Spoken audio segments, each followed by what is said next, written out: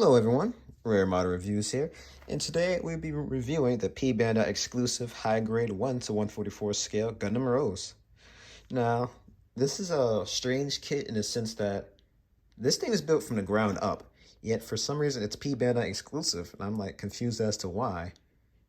I assume the Gundam Fighter high grades that they put out, geez, nearly 10 years ago, sold pretty well, as I've seen plenty of people reviewing them and they all seem to praise them and what have you. So besides the fact I'm surprised they didn't make something like this a lot sooner, which I'm kind of glad they didn't, because I feel like this thing is better now than it would have been back then. But I could be wrong. I know those high grade Gundam Fighter kits were pretty awesome too, but I don't know. I feel like they could have made this a standard release and Bandai would have probably reaped the rewards more than they are now, than being exclusive. I can already confirm when this thing first came on sale around last year, ironically, this thing sold out.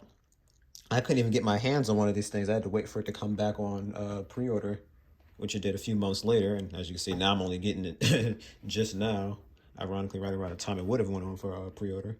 But getting to the point here, I'm just going to go ahead and straight away say I highly recommend this thing. This thing is amazing. I don't remember it being too expensive either. I already kind of threw out the little receipt for this thing, but I don't believe it was around a ballpark of $20 to $40. I'm leaning more towards like 20 something. Yeah, this thing just looks great. It's perfectly color separated. Only thing you really would need to color in is, like, let's say the thrusters at the bottom of the feet there, which I did. Some inserts like the slats on the face, some accessories, probably like these little badges or button type things they have in the chest there, which some of this stuff, honestly, I kind of skimped out on, mainly because I rushed to build this thing. And I just overall kind of just forgot, if I'm honest. But we'll of course get into the accessories and articulations, which really kind of solidifies what I'm saying. But I'm gonna go ahead and say it right now. If you see this thing back up in P Bandai, grab it while you can. God forbid it sells out immediately again. Or if you can't wait, buy it on eBay. You would not regret it. This thing is amazing, and you'll be overjoyed to have this thing in your collection. Getting on the stickers, actually, I almost forgot about the stickers. There's some of the knees here for these red cameras, or whatever that's supposed to be. Of course, the head. There's one for the back of the head as well there. If you can see, that's kind of dark, but it's like a green. Let me see. There's some for the arms here. There's one on the other arm as well. And oh, that's right. There's some for the these vents on the side of the head, front and back there. Those are all stickers. And then there's one for the core liner, which I'll show off a little later. Again, that's why this thing is amazing. Even the core liner is unattachable or detachable, I guess you should say. I guess we'll go straight into articulation.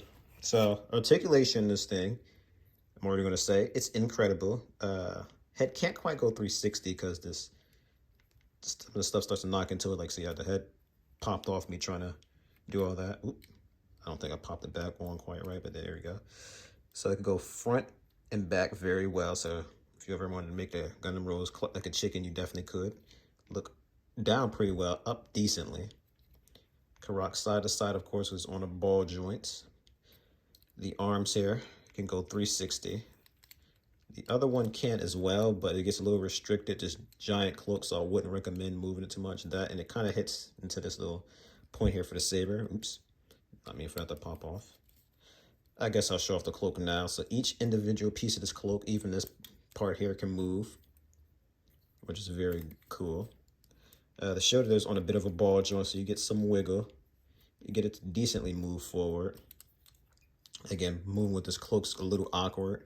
One thing I can confirm, these things are, each of these individual pieces are detachable, but that's more so for an accessory for later. And actually, see some nice inner detail from underneath it, which again, is so amazing. This is a high grade. This is like the type of detail you expect from a real grade. And speaking of which, I'll get into real grades and the Gundam Rose in a second. But while we have this thing up, amazing 2-point build you get out of this thing here. I guess a perfect bend, honestly. You get a bend out of the part here above the, what'd you call that, the elbow? 360, of course, in the hands on a ball joint. Move that around a little bit. This piece right here for the other shoulder, the right shoulder, these don't move. However, these pieces here do individually. So that lets it kind of move the arm out as well. Both sides, of course, can. Don't think I showed on the other side, but you can get a 360 bend out of that side as well of the arm. I believe that's everything. I don't believe there's anything else I skimped out on with the detail. There, the side arm is on a ball joint, but these things only really kind of move side to side and mostly spin off. And one thing I do want to mention is, unfortunately, this is probably the worst part about the kit, I'd argue, is the side armor here. And I'm going to show you why. Because there's like almost no movement with the side armor, you can't see this guy bust a split, which you very much can. So it definitely hinders the posability of it a bit. As you can see, this thing can move these legs all over the place, but because of that that armor, you don't quite get that. And again, just perfect bend out of the leg. It's not much at the toe here, moving up and down, but thankfully the legs, the movement of the legs are so dynamic, you can still pull off some great aerial poses with that. They can also rock side to side like so. There is like this little bit of piece at the back here, which is on a ball joint, so you gotta be careful of that knocking into it. And this front here, this little shoe guard, whatever you want to call that, could move a bit as well. It's on a ball joint. Again, you gotta be careful of some of the stuff in the legs as it pops off, and you don't want to break any of that. I just kind of wish there was some toe movement there, but again, I guess that's something you expect with the real grid, as this is just one solid piece.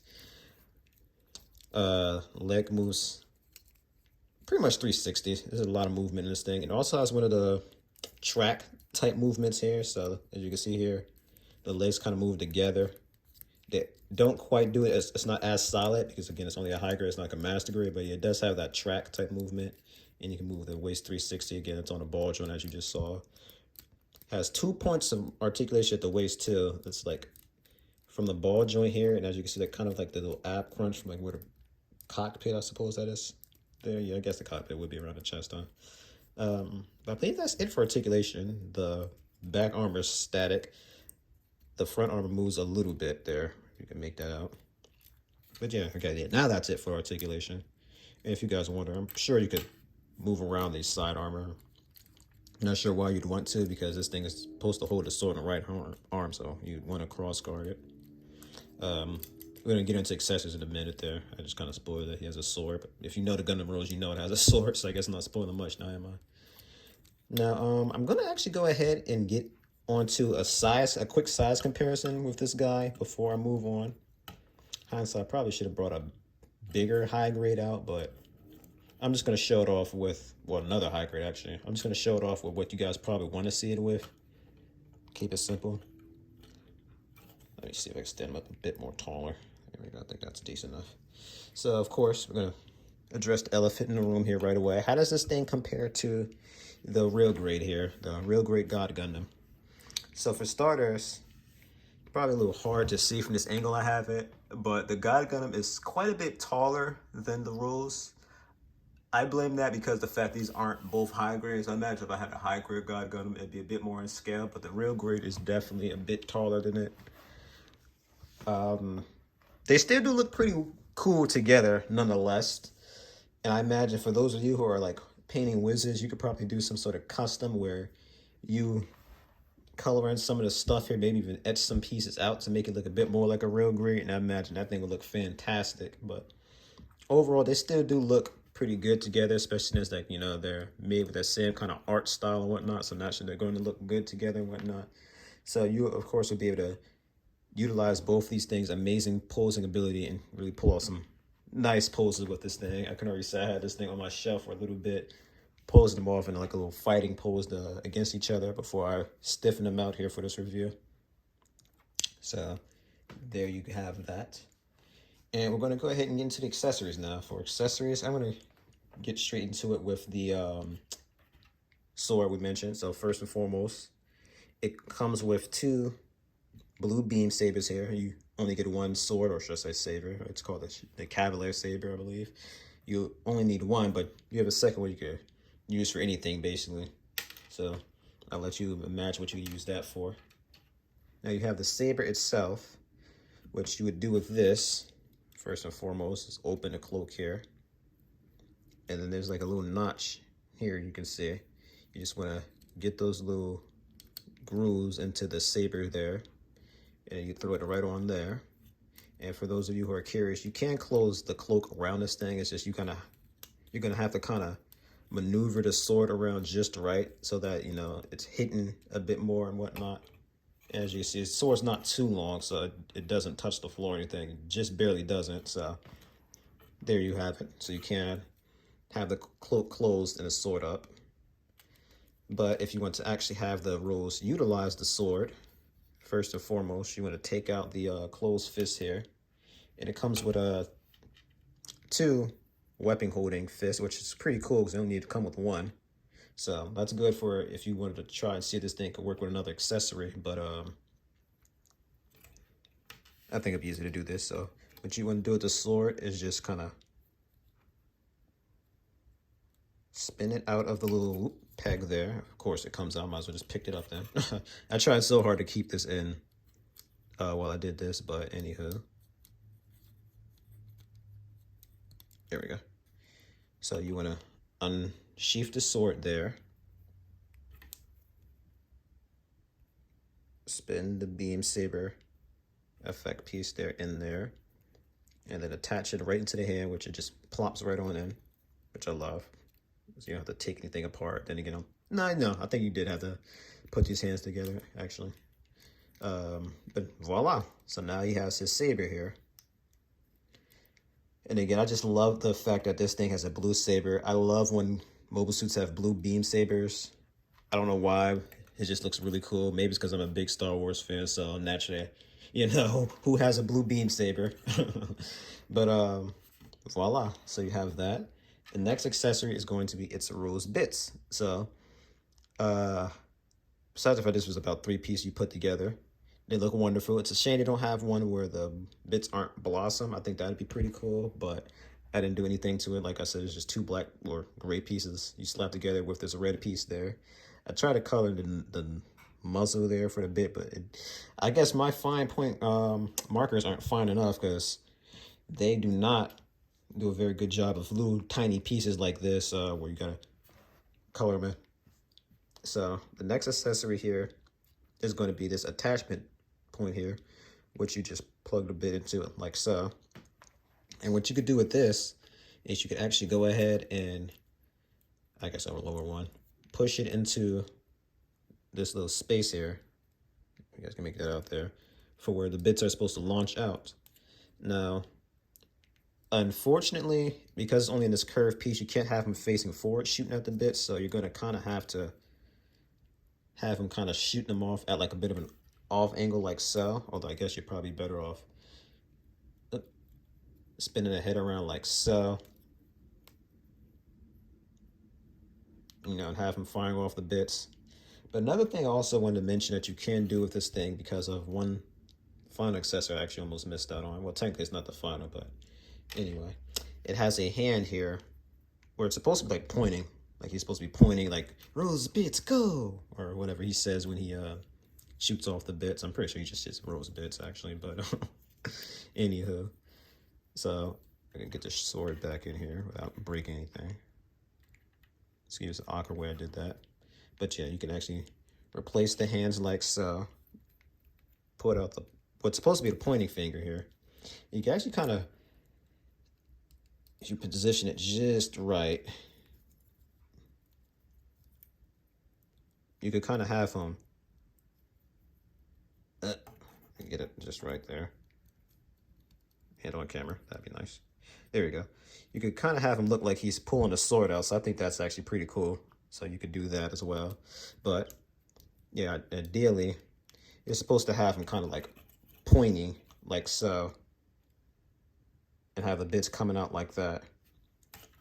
So there's actually 4 different bits that this thing can play with here. And you'll be able to, of course, put them all into the notches like so, coming out of his cloak. But another thing it comes with is this little stand here, or attachment stand, whatever you want to call this, that you'll be able to use with this thing's uniquely colored blue action base. So you'd be able to, of course, plug that in and then attach the rose bits onto the stand. However, the process to doing so is a bit of a chore, and unfortunately, I'm going to have to show it off camera. But basically, all you'd want to do, and I get so nervous doing this, but you want to pull the pieces of these things out like so. plug them into, again, the pieces in the base itself. Then you want to kind of attach these pieces onto the stand here. That's one reason why I'm going to say I'm going to do this off camera is these are really finicky and tough to do, but you basically would have to kind of plug them in like so. And then again, put them on the base itself in all the different dynamic ways. And of course, you'd actually attach the Gundam itself on the stand if you wanted to, or you could just completely remove it and have them standing still with the bits up on them like so. But again, so I did that a little sloppily. I'm going to go ahead and do this off camera, and then we'll go ahead and get on with the last part of this thing's review here, which will be, of course, me showing off all the bits on the stand. Almost forgot this, actually. But for the core lander here, all you do, of course, is just take out the, I guess you'd call the backpack here. And then as you see here, there's like little grooves here that would have attached it to these little notches or pegs right there in the backpack, because this nose cone alone, I doubt that would have been able to have held this thing in there. I know the real grade Burning Gundam or God Gundam, it tried to do that, and it stays well enough, but it doesn't quite stick in. But this thing did a little better. So first and foremost, this little piece for the cockpit is a black sticker. Put on decently enough. It's one of those stupid ones where you have to wrap it around multiple edges, and I hate those. They never go on quite right. At least I can never get them on quite right. But yeah, so you can actually transform it. The process of doing so is just sliding up that tab like you've seen there. And voila. So now you have yourself a nice little core lander that you can play around with there. And I guess we're going to go back onto displaying this thing on the display base here at the bits. As you can see here, I kind of had the bits there. Well, at least I tried to have them all out there on this little nice poster. One of them fell off, but yeah. So we're going to go ahead and get on with that. So now we have it in its rose bits displayed form. And one thing I can say is, although this does immediately look pretty cool, getting these little pieces of the cloak off and then putting all the little bits into the effect pieces and whatnot on this unique little display base here, which I showed earlier, it's a pain. That's half the reason why I kind of had to skip my whole mantra of always showing off everything on camera to do it well off camera, because it's just, this thing was just a pain to deal with. Honestly, I said earlier, I'm going to say it again. I don't remember these from the shelf, so I probably won't even use these. This is something I'm going to show up just for you guys to see, but I personally would be just fine with just showing off the bits, coming out the cloak itself. Because, although it'd be cool to have something that allows you to have the bits out like this, I feel like I might be able to pull something off like this with the Witch of Mercury display piece here. But as for, the cloak thing here going on, again, I don't remember the cloak pieces coming off, so I don't feel like there's a need to ever use this effect piece, especially with how annoying it was to get into place. But, hey, it's cool that it comes in an Action Base 5, though. That I'm definitely going to praise for, especially with this nice light blue color it has here, which really fits the Gundam Rose. So, with that being said, guys, that is going to be it for this review. Like, comment, and subscribe, and stay tuned for the next review.